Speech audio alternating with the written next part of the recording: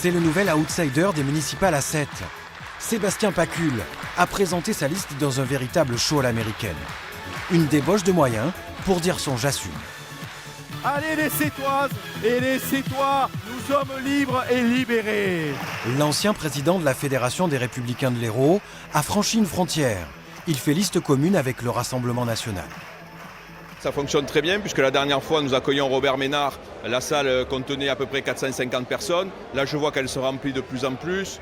L'accueil sur le terrain est juste exceptionnel, au-delà de mes attentes. Donc je crois effectivement que nous avons fait une recette gagnante. La recette gagnante de Sébastien Pacule, c'est celle de l'Union des droites. Une alliance entre la droite classique et le Rassemblement national qui faisait figure d'épouvantail. Jusqu'à l'élection de Robert Ménard à Béziers, devenu l'égérie de ce mouvement politique. Il faut voir ce qu'il a fait à Béziers, c'est formidable. Et pourtant, il y avait plein de gens qui étaient vraiment très récalcitrants et qui en reviennent. Je pense qu'il y a très peu de points de divergence. Il faut arrêter de se voiler la face. C'est effectivement l'avenir, même au niveau national.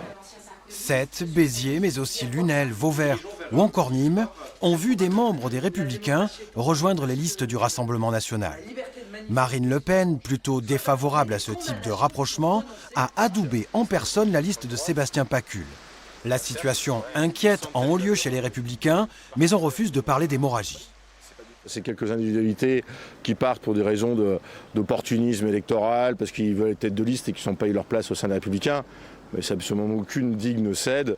On le voit bien, il y a une liste à les Républicains à Béziers, on soutient François Commen à 7, à Lunel on soutient le maire sortant. Donc franchement, il n'y a aucune porosité, aucune digue qui cède. À Béziers, véritable laboratoire de l'Union des droites, ces ralliements sont au contraire le signe que les choses changent et que quelque chose est peut-être en train de naître à la droite de la droite. Le peuple de droite, et j'allais dire le peuple tout court, a besoin qu'on se débarrasse de ces partis, pour dire les choses encore plus brutalement, et qu'on s'unisse au-delà des appareils partisans et des choix partisans des uns et des autres. On est en train de le réussir à Béziers, ça fait déjà 6 ans, un peu partout dans le sud de la France, et plus loin encore. Il y a des signes qui ne trompent pas. Louis Alliot, qui accueille d'anciens républicains sur sa liste, a fait disparaître la flamme du Rassemblement national de toutes ses affiches.